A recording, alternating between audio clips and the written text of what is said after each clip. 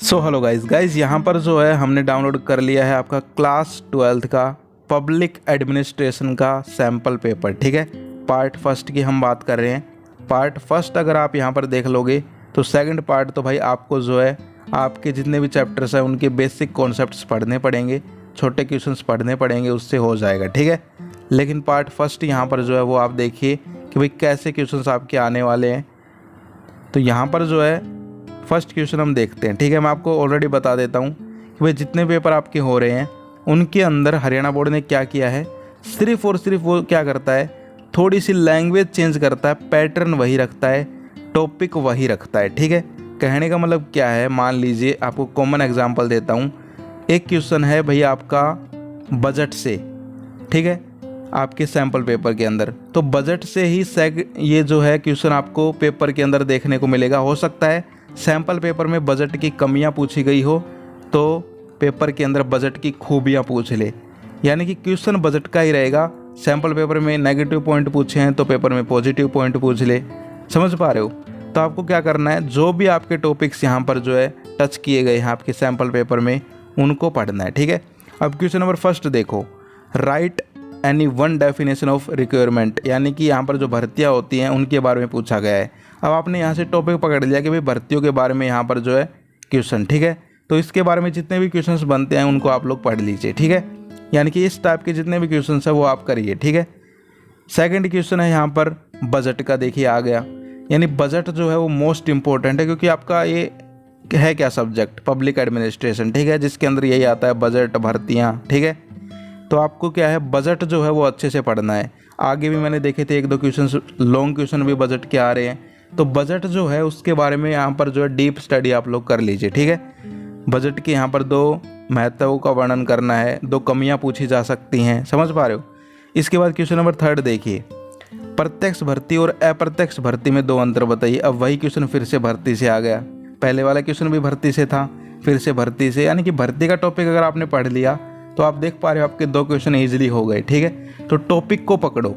अब भर्ती से जो है आपको बिल्कुल 2-3 क्वेश्चन आपके पेपर में देखने को मिलेंगे। ठीक है, इसके बाद देखिए प्रत्यक्ष भर्ती के दो अवगुण बताइए, फिर से वहीं से क्वेश्चंस। ठीक है, तो भाई आपको सिर्फ और सिर्फ क्या करना है, मैं भाई कोई जादूगर नहीं है कि आपको क्वेश्चंस बता दूं, मैं बस आपको ये बताना चाहता हूं कि आपको जो है पैटर्न पकड़ना है, टॉपिक्स पकड़ने हैं कि कौन कौन से इंपॉर्टेंट टॉपिक्स हैं। ठीक है, वहीं से जो आपके क्वेश्चंस आपको देखने को मिलेंगे। ठीक है, इसके बाद आगे चलते हैं हम लोग, discuss the role of prime minister, यानी कि यहाँ पर जो प्रधानमंत्री के बारे में आप लोगों को पढ़ना है। ठीक है, प्रधानमंत्री की यहाँ पर जो प्रशासन वगैरह है उनकी यहाँ पर जो भूमिका का वर्णन आपसे करवाया गया है। ठीक है, पंचायती राज के 3 गुण बताइए।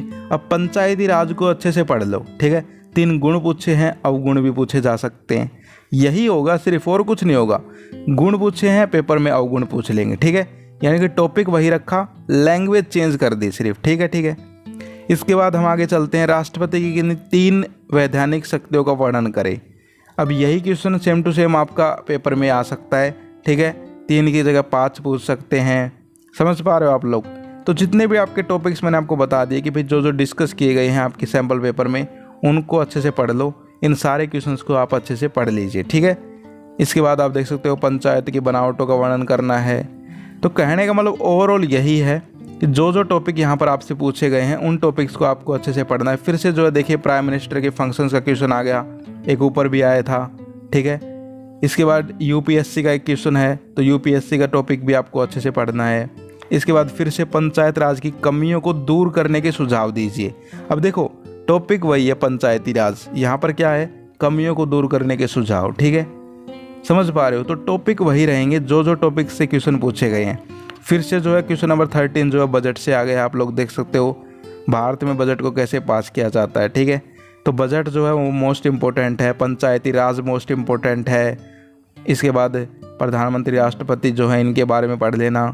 ठीक है, ओवरऑल बता रहा हूँ क्या क्या आपको पढ़ना है। इसके बाद भर्तियों के बारे में पढ़ लेना, प्रत्यक्ष भर्ती, अप्रत्यक्ष भर्ती, और आपका जो है अच्छा पेपर होगा, टेंशन आपको नहीं लेनी है। ठीक है, सो गाइज ये थी आज की वीडियो, आई होप आपको वीडियो अच्छी लगी होगी। फिर मिलते हैं नेक्स्ट वीडियो में, तब तक के लिए जय हिंद, जय भारत।